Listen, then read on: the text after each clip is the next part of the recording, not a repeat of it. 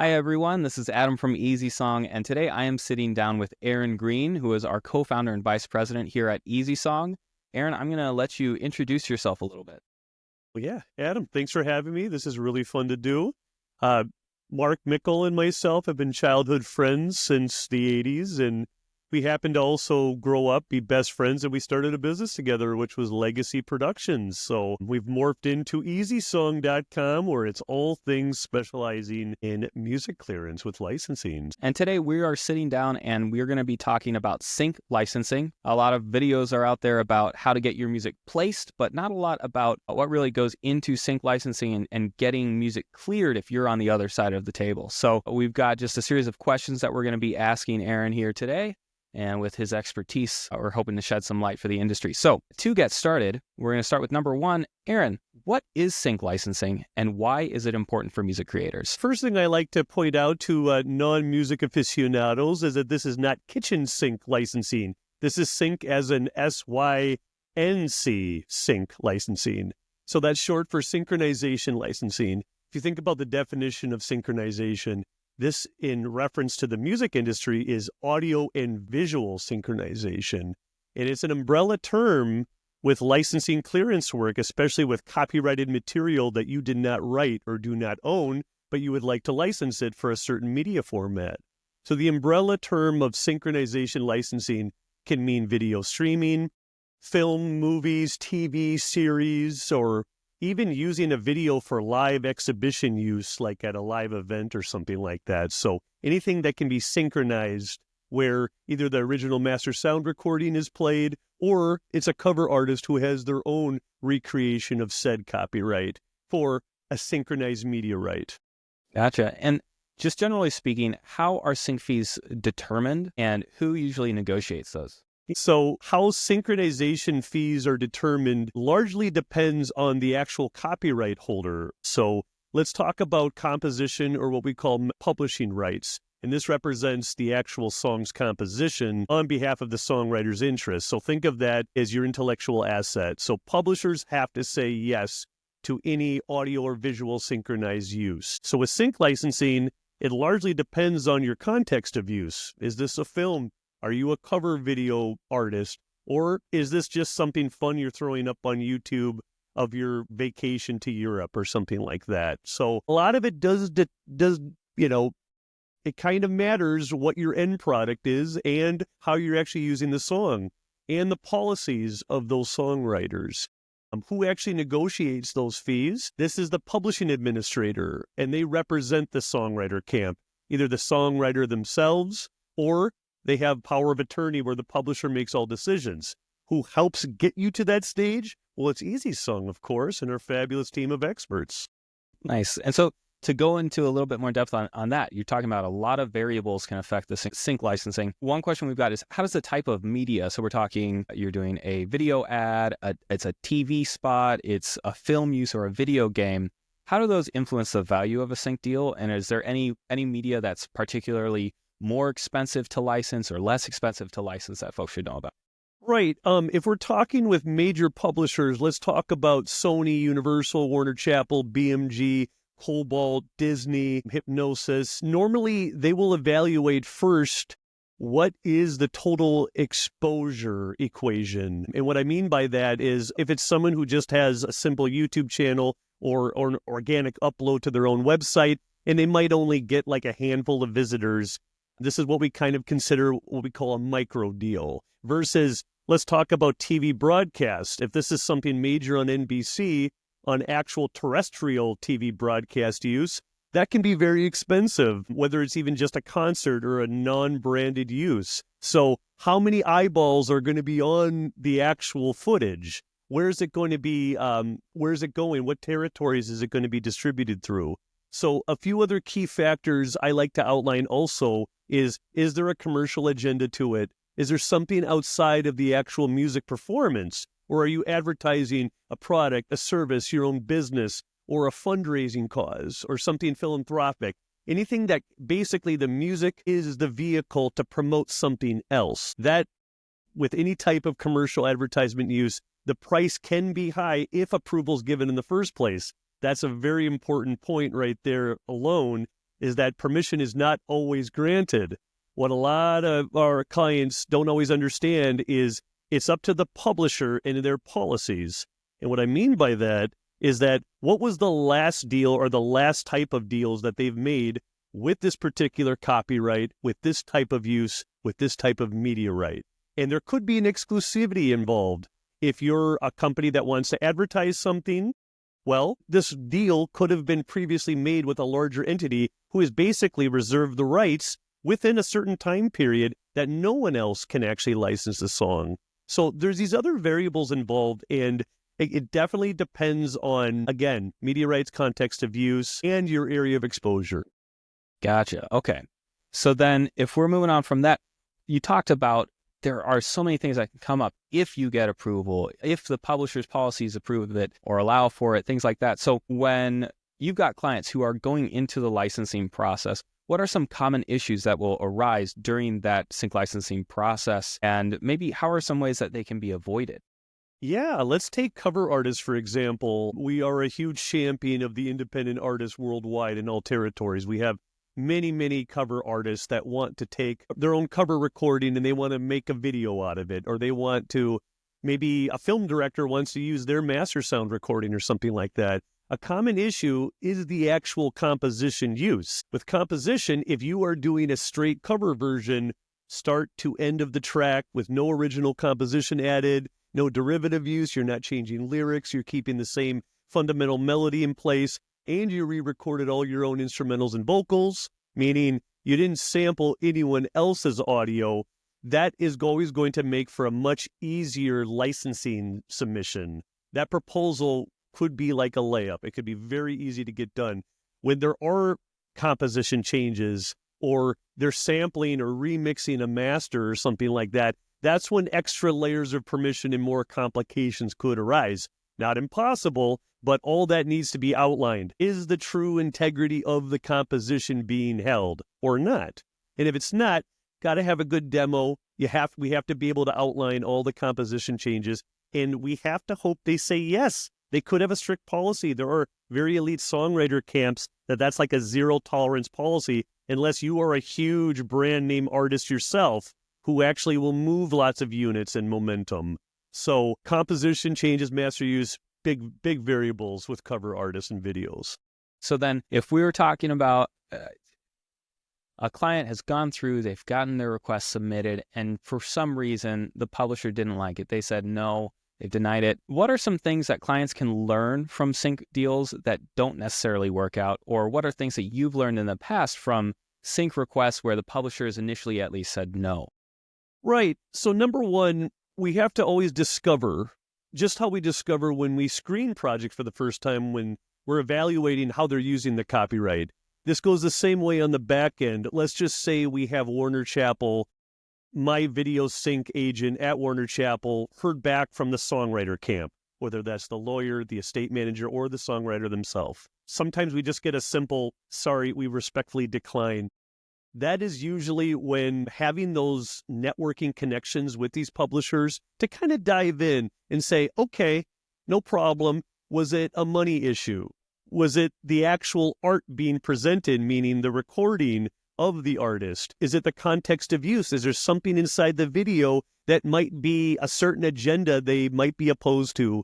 Or maybe not opposed to, they just have a policy. Even if they kind of like the video, they have a policy that says you can't have a certain type of branding or other agenda to it. A lot of times for political reasons, if you for any reason have like a political agenda or something like that, great to express, but at the end of the day, they have the right to say no. Usually my first question is, is there a certain financial threshold that we need to actually get to in the first place? Maybe our offer didn't contain that, or my client said there is zero budget. Well, sometimes a $250 or $500 offer can make a difference versus offering nothing. What is the carrot? What is the incentive for the songwriter camp to say yes? So I will do a little more discovery in saying, okay, if it's the art, there's not a lot we can do. Maybe it's like an audition and we could actually redo the materials that we sent in. Or it's simply, well, my publishing rep at Warner doesn't know why, but he or she have seen these other approvals go through in the past. Maybe they said we might need this much money. So we will make another counter offer, and we will simply go to bat and advocate for our client. And I can't tell you how many times that's all that it was required, or maybe we shorten the scope. And sorry to be running around like this, but the last one is the actual media right. Sometimes changing your video product to an album only, an audio only, which we're clearing through a different department, that might be a much lower value proposition where all we are is asking for a full statutory rate for mechanical licensing, just like any other cover song. And you can release it through an aggregator. And again, that's a whole different planet of permission, audio versus video. So sometimes I'll ask the client, and I never like to get too involved with the creative process, but to get the licensing plane off the ground, sometimes that's what it takes. Now, to shift gears a little bit, we've been talking all about the general process, how we request that, what we can learn when we're dealing with the rights holders. We're going to shift a little bit now to the media landscape of TikTok and YouTube and these new services where the rules aren't necessarily set in stone with these rights holders, or we might see it differ when you go to different rights holders and ask what their policies are. So in your opinion, or just generally speaking, how has the growth of user-generated content on platforms like TikTok and YouTube changed the sync licensing landscape? Right. So every few years or every few months, there's always some new platform that comes out and it takes the world by storm. A lot of times, these publishers have to adjust to it. And this involves basically trial and error from the outside world. Like when TikTok first came out, where you have a lot of cover artists and filmmakers and other content creators want to do reels. And these are very short clips and whatnot. Again, at the end of the day, is providing transparency. We do exactly what our clients want. If they want it on TikTok, we will include that with internet streaming. So we will outline all the different channels. And again, it's up to their administrative team to evaluate these channels.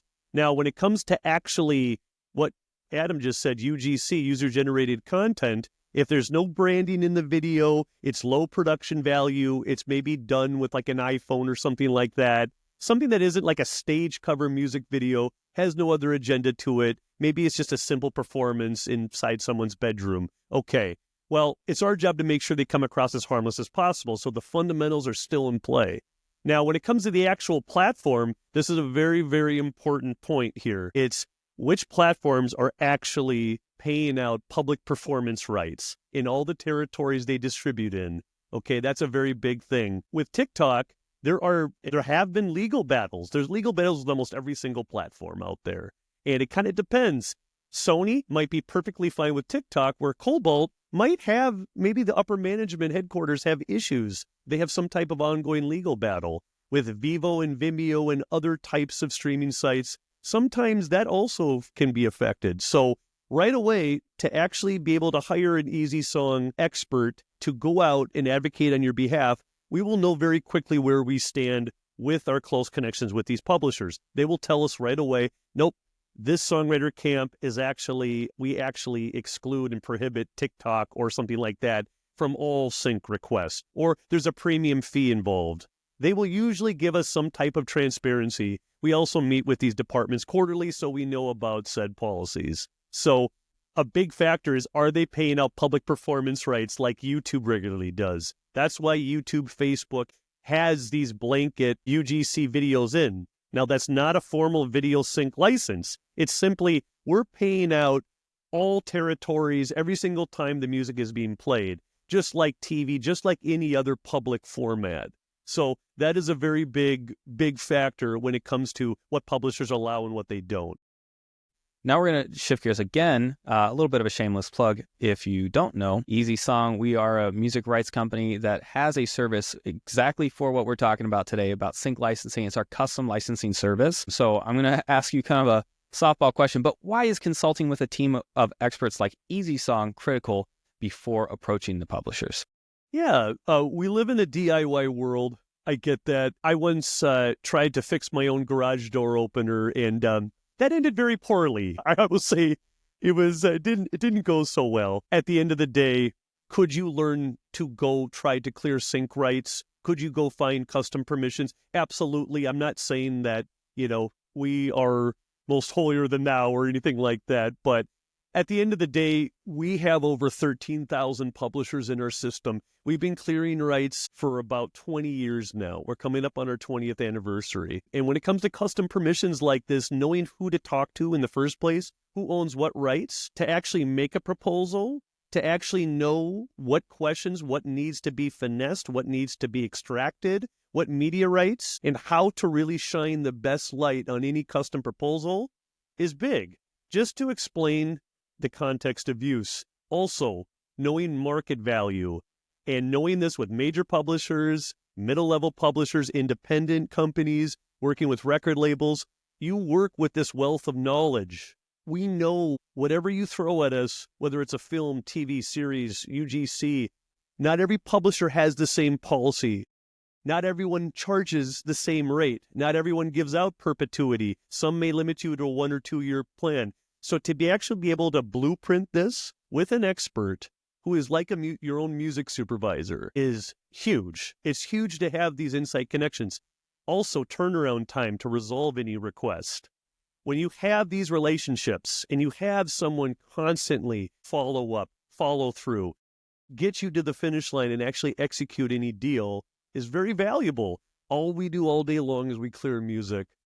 Artists that can do this themselves, that's awesome. And when they do tell me they've cleared something, but they only need like 25 or 50%, well, a lot of times they don't know where to go. There's a lot of mom and pop shop and independent labels, independent publishers. There's also law firms. We have a huge database of these connections that we've cultivated for 20 years. It's proprietary to Easy Song. And we have a whole fleet of entertainment lawyers and other publishers that lean on us. And it's kind of a nice community forum of industry experts. When you have all these different cogs of the machine in the music industry working well together, and all we are is we're working for our clients and we work together, this pays off huge dividends to our clients. And we can get this and make sure it's a great fit, make sure you're well connected and you're well served, and you can get you to the finish line and not have to pay an exorbitant amount, or being able to warn right off the bat that a certain songwriter camp might be expensive. So being able to screen, to blueprint, to get your own licensing manager is huge in this industry. And you've done a little bit of name dropping here. You've mentioned in the last 20 years, you've worked with entertainment lawyers, with indie artists, with record labels, ad agencies, app developers, film schools, all these different organizations. But for all these people, you've been able to find a fit.